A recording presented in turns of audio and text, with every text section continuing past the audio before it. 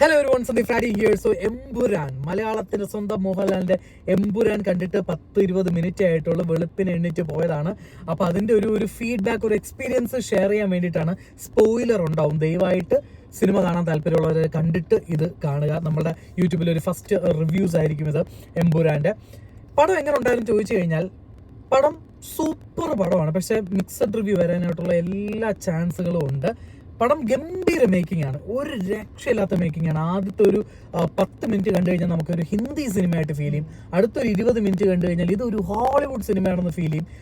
Last വരുമ്പോഴത്തേനും ഇതിൻ്റെ അകത്ത് കോളിവുഡ്, ബോളിവുഡ് എല്ലാമായിട്ട് മലയാളം സംസാരിക്കുന്നതുകൊണ്ട് ഇടയ്ക്കിടയ്ക്ക് ഇതൊരു മലയാളം പടമാണെന്ന് നമുക്ക് തോന്നും. പക്ഷേ അപ്പാർട്ട് ഫ്രം ദാറ്റ് ഒരു ഇന്റർനാഷണൽ പ്രൊഡക്റ്റ് ആണ്. അടിപൊളിയായിട്ടുണ്ട്. മേക്കിംഗ് ഒരു രക്ഷയില്ല. എങ്ങനെയാണിത് മേക്ക് ചെയ്തെന്ന് എനിക്ക് നല്ല ഡൗട്ട് ഉണ്ട്. കാരണം ചില ഷോട്ടുകളൊക്കെ അടിപൊളി, ഇൻട്രോസിലൊക്കെ വരുന്ന ഷോട്ടുകൾ, പിന്നെ ടെറൈൻസ്, എങ്ങനെയാണ് ഇത്രയും പെർമിഷൻ ഒരു മലയാളം സിനിമയ്ക്ക് കിട്ടിയ, അല്ലെങ്കിൽ പൃഥ്വിരാജ് ആൻഡ് ടീമിന്, ലാലേട്ടന് എങ്ങനെയാണ് ഇത്രയും സ്ഥലത്ത് പോയി പെർമിഷൻസ് കിട്ടുന്നതെന്നൊക്കെ ഞാൻ ആലോചിച്ചു. ഇത്ര വണ്ടികൾ എവിടുന്ന്?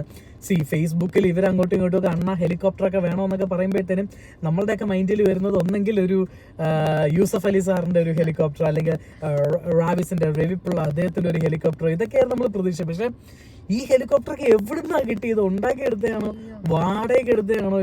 ഇത് എവിടുന്ന് കിട്ടി? ഇൻട്രോ സീനൊക്കെ ഒരു രക്ഷയില്ല. ഫാൻസിന് കൈ അടിക്കാനായിട്ടുള്ള ഒരുപാട് ഷോട്ടുകളുണ്ട്, ഒരുപാട് സീനുകളുണ്ട്, കൈ അടിക്കാനായിട്ടുള്ള സീനുകളുണ്ട്. കൂവി കൂവി എൻ്റെ തൊണ്ടയൊക്കെ പോയി. രോമാഞ്ചം, മാസ് ക്രൗഡിന്റെ കൂടെ നിന്ന് കാണാൻ പറ്റുന്ന സിനിമയാണ്. മേക്കിംഗ് അങ്ങോട്ട് നമുക്ക് മാറ്റി വെച്ച് കഴിഞ്ഞാൽ, ലൂസിഫറിന്റെ പ്രത്യേകത എന്ന് പറഞ്ഞു കഴിഞ്ഞാൽ അതിന് ഭയങ്കര ലെയറുകളുണ്ട്. ചില നോട്ടങ്ങളൊക്കെ ഇത് സ്റ്റീഫൻ നെടുമ്പള്ളിയല്ല, ഇത് ഖുറേഷി എബ്രഹാം ആണ് എന്നൊക്കെയുള്ള നമ്മുടെ കുറേ സാധനങ്ങൾ വരും. ഇത് അതല്ല, ഇത് മറ്റേതാണ്, ഇത് ലൂസിഫർ ഇല്ലുമിനാറ്റി ആണ് എന്നൊക്കെയുള്ള കുറേ ലെയറുകൾ ആ പടത്തിലുണ്ടായിരുന്നു. പക്ഷെ ഈ സിനിമയിലോട്ട് വന്നപ്പോഴത്തേനും അവർ ഫോക്കസ് ചെയ്ത് കംപ്ലീറ്റ്ലി മേക്കിങ്ങിലാണെന്ന് തോന്നുന്നു. അതിൽ കഥയൊക്കെ കുറേയൊക്കെ, കഥയെന്ന് പറയാനൊരു സാധനം, കഥ ശരിക്കും പറഞ്ഞാൽ ഇത് പൃഥ്വിരാജിന്റെ ക്യാരക്ടറിന്റെ ഒരു ബാക്ക് സ്റ്റോറിയും പിന്നെ അതിന്റെ ഒരു റിവെഞ്ച് ആണ് ശരിക്കും ഇതിന്റെ മെയിൻ ത്രെഡായിട്ട് എനിക്ക് ഫീൽ ചെയ്തത്. പക്ഷെ ലാലേട്ടന്റെ കുറെ ഷോട്ടൊക്കെ, എല്ലാ ഷോട്ടും ഓരോ ഷോട്ടും ഇൻട്രോയാണ്. ലാലേട്ടൻ മനസ്സിന് കൈയടിച്ച് പോകാൻ പറ്റിയ പൃഥ്വിരാജിന്റെ ഒരു ബാക്ക് സ്റ്റോറിയാണ് ശരിക്കും ഈ പടത്തിന്റെ മെയിൻ എന്ന് പറയുന്നത്. പൃഥ്വിരാജ് ആരായിരുന്നു, പൃഥ്വിയുടെ റിവെഞ്ച് എന്തായിരുന്നു, പൃഥ്വിയുടെ വില്ലൻ ആരായിരുന്നു. ഖുറേഷി എബ്രാഹിമിന് ഇതിൽ ഒരു പ്രോപ്പർ ആയിട്ടുള്ള വില്ലൻ ഇല്ല. വില്ലൻ ഭയങ്കര വീക്കായിട്ട് തോന്നി. ആരാ വില്ലൻ എന്നൊന്നും ഞാൻ പറയുന്നില്ല. നിങ്ങളുടെ ഹൈപ്പ് എല്ലാം കുറച്ചിട്ട് സിനിമയ്ക്ക് പോവുക.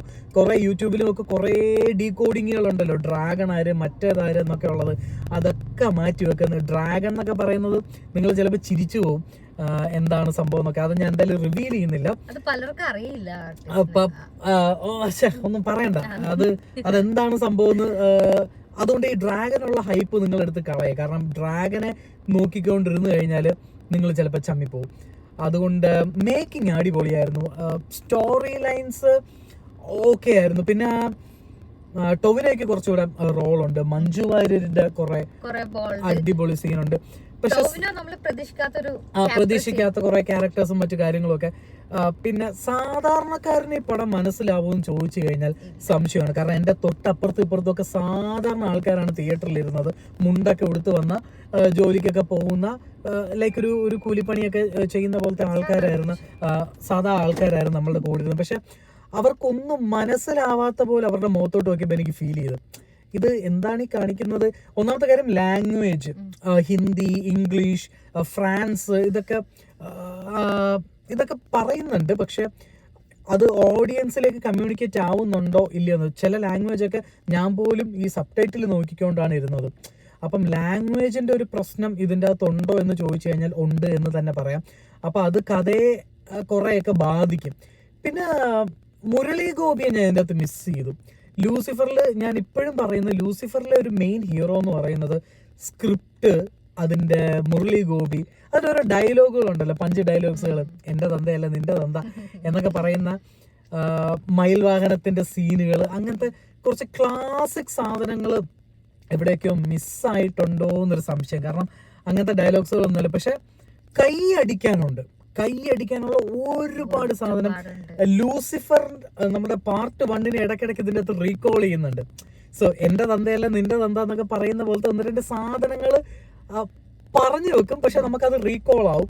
അത് അടിപൊളി പരിപാടിയായിരുന്നു.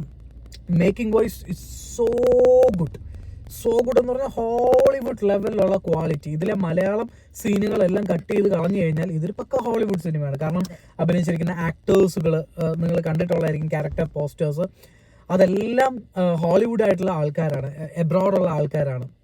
അപ്പം പിന്നെ ക്യാമിയോ റോളുണ്ട്, അതായിരുന്നു നമ്മൾ പറയുന്നില്ല.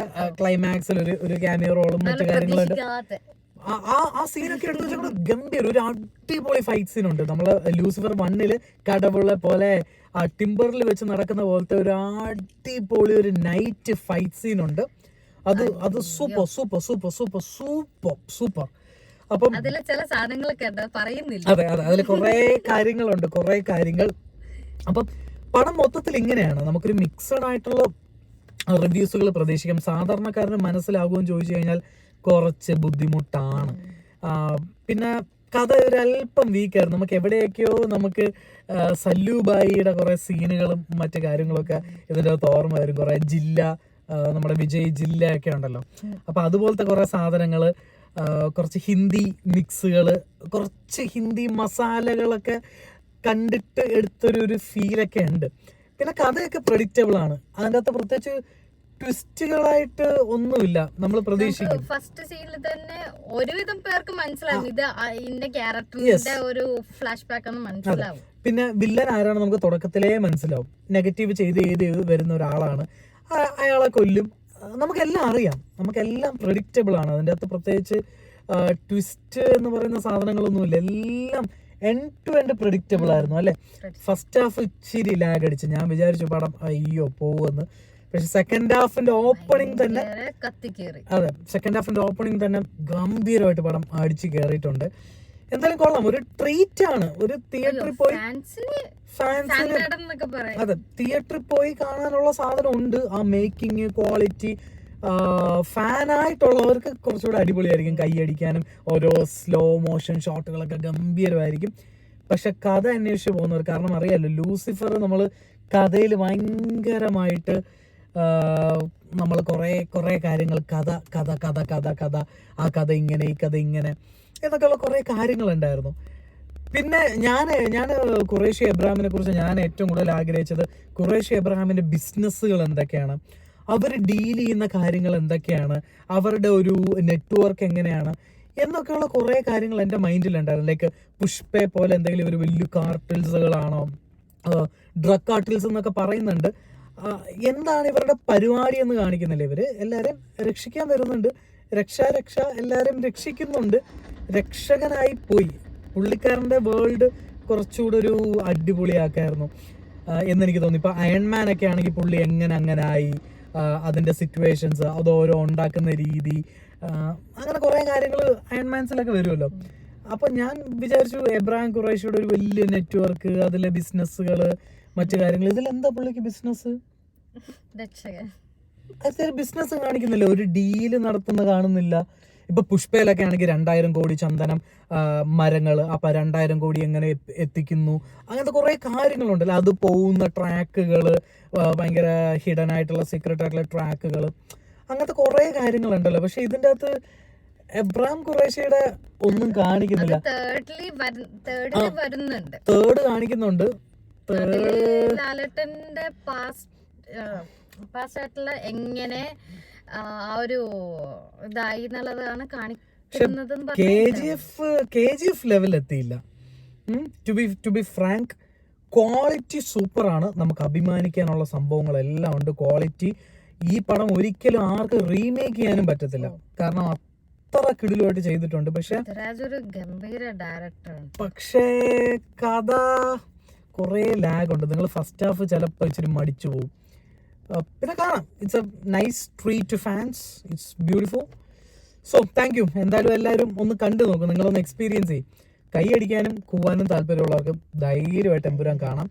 കഥ അന്വേഷിച്ച് പോകുന്നവർ, അല്ലെങ്കിൽ ഇതിനെ ഡീകോഡ് ചെയ്യാൻ നിൽക്കുന്നവർ, ഇല്ലുമിനാറ്റിയെ നമ്മൾ കണ്ടില്ല. ഇല്ലുമിനാറ്റി എന്ന് പറയുന്ന ഒരു സംഘടന, അവരായിട്ട് പബ്ലിഷ് ചെയ്തോണ്ടായിരിക്കും ചിലപ്പോ പ്രേക്ഷകർക്ക് അതിന്റെ ഒരു കുറെ കാര്യങ്ങൾ പൃഥ്വിരാജ് പറഞ്ഞു. പിന്നെ പൃഥ്വിരാജ് ഇന്നലെ ഞാൻ ഒരു ഇന്റർവ്യൂല് കണ്ടോ പറഞ്ഞു, ഇന്നൊരു സീക്വൻസ് ഉണ്ട്, ഇതെങ്ങനെ എടുക്കുമെന്ന് നമ്മളുടെ ഒരു ഇത് ചോദിച്ചു, ലൈക്ക് OTT പ്ലാറ്റ്ഫോം ചോദിച്ചു, ഈ സീക്വൻസ് ഒക്കെ എങ്ങനെ എടുക്കാൻ പറ്റും, ഇന്ത്യയിൽ ആർക്കും എടുക്കാൻ പറ്റില്ല എന്നൊക്കെ. ആ സീക്വൻസ് ഏതെന്ന് മനസ്സിലായ? ഇൻട്രോ ഹെലികോപ്റ്റർ സീനാണ് പുള്ളി പറയുന്നത്. ഓക്കെ, അത് കൊള്ളാം, നൈസാണ്. ഇതിൻ്റെ അകത്ത് കുറേ KGF റെഫറൻസുകൾ എനിക്ക് കാണാൻ പറ്റും. കാരണം മോഹൻലാൽ ഇൻട്രോ സീക്വൻസ് എന്ന് പറയുന്നത് KGF-ലെ നമുക്ക് പുള്ളിക്കാരൻ നമ്മളുടെ AK-47 മേടിച്ചുകൊണ്ട് വന്നിട്ട് ഫയർ ചെയ്യുന്ന സീനില്ലേ, അതേപോലൊരു ടെറൈൻ, അതേപോലൊരു സീക്വൻസ് ഇതിൻ്റെ അകത്തും കാണാൻ പറ്റും. പിന്നെ ലാലേട്ടന് ആദ്യം ഒന്നും ഡയലോഗ് ഇല്ല. ഒയ്യോ, ഡയലോഗ് ഇല്ലാണ്ട് കൈയടി മേടിച്ചോണ്ട് പോയി. അപ്പം ലൂസിഫറിൽ 40 മിനിറ്റ് മാത്രമേ ലാലേട്ടനുള്ളൂ. ഇതിന്റെ അകത്തും ലാലേട്ടന്റെ സ്ക്രീൻ പ്രസൻസ് വളരെ കുറവാണ്. ഡയലോഗും കുറവാ, ഇന്റർവെല്ലിന്റെ ഇടയ്ക്കാണ് ഭയങ്കര. ലാലേട്ടന്റെ സീനുകളെ വളരെ വളരെ കുറവാണ്. അപ്പൊ ഇതൊക്കെയാണ് എമ്പുരാൻ എന്ന് പറയുന്നത്. പക്ഷെ അടിപൊളി സിനിമയാണ്. ലാലേട്ടൻ ഫാൻ രീതിയിൽ ഒരുപാട് ലാലേട്ടൻ ഫാൻസിന് അടിപൊളിയാണ്. കഥയും ഡീകോഡിങ്ങും ലെയറുകളും ഒക്കെ അന്വേഷിച്ച് പോകുന്നവർക്ക് ചിലപ്പോൾ ഒരു അല്പം ഡിസപ്പോയിന്റിങ് ആയിരിക്കും. പിന്നെ തേർഡൊക്കെ ഇനി എന്ന് വരും, അത് വരുമോന്ന് പോലും അറിയത്തില്ല. കാരണം ഒന്നുമില്ല, ഈ ചൈനീസ് ആളെ പിടിക്കാൻ പോകുന്നതാണ്. നമുക്ക് പകുതി എത്തുമ്പോൾ തന്നെ മനസ്സിലാവും ഇതിന്റെ ലാസ്റ്റ് ഈ ചൈനീസ് പാമ്പ്, ചൈനീസ് ഡ്രാഗൺ ആരാണ്. അതിൽ പ്രത്യേകിച്ച് കാര്യമൊന്നുമില്ല കേട്ടോ. ഈ ചൈനീസ് ഡ്രാഗന്റെ ഒരു സാധനമില്ല. നമുക്കൊരു പകുതി എത്തുമ്പോൾ മനസ്സിലാവും ഇത് ടൈലൻഡിന് വേണ്ടിയിട്ടുള്ള ഒരു സാധനം മാത്രമാണ് ഈ ചൈനീസ് ഡ്രാഗൺ എന്ന് നമുക്ക് സിനിമയുടെ പകുതി എത്തുമ്പോൾ മനസ്സിലാവും. ആ ചൈനീസ് ഡ്രാഗൺ ആരാണെന്ന് പോലും ആർക്കും അറിഞ്ഞുകൂടാ. അയാളെ കാണിച്ചപ്പോൾ ഒരു കയ്യടി പോലും കിട്ടില്ല. നമ്മൾ എന്തൊക്കെ എക്സ്പെക്ട് ചെയ്തു, അത് ഡോങ്ലി ആയിരിക്കും, അത് ഇന്ന ആളായിരിക്കും, മറ്റേ ആളായിരിക്കും എന്നൊക്കെ, ഒന്നുമില്ലായിരുന്നു. പിന്നെ ലാസ്റ്റ് ഒരു സീക്വൻസ് ഉണ്ടായിരുന്നു, അത് KGF-ൽ ഫസ്റ്റ് സീക്വൻസ്. അതായത് ഞാനിവിടെ വന്നു, ഞാൻ എങ്ങനെ മുംബൈയിലെ ഡോണായി എന്ന് പറയുന്ന അതേ സീക്വൻസ്. Making super.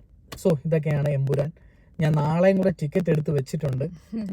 ഒന്ന് ആലോചിക്കണം എന്ത് ചെയ്യണം എന്നുള്ളത്. Thank you. എന്തായാലും നിങ്ങൾ പോയി കാണാം. ഫീഡ്ബാക്ക്, നിങ്ങളുടെ കമന്റുകളൊക്കെ താഴെ അറിയിക്കും. പോയി കാണാൻ പറ്റിയ ഒരു പടം തന്നെയാണ്, അതിന് ഒന്നുമില്ല. ഓക്കെ, കുറച്ച് ഹിന്ദി ഇംഗ്ലീഷ് ഒക്കെ പഠിച്ചിട്ട് പോയി കഴിഞ്ഞാൽ നല്ലതായിരിക്കും.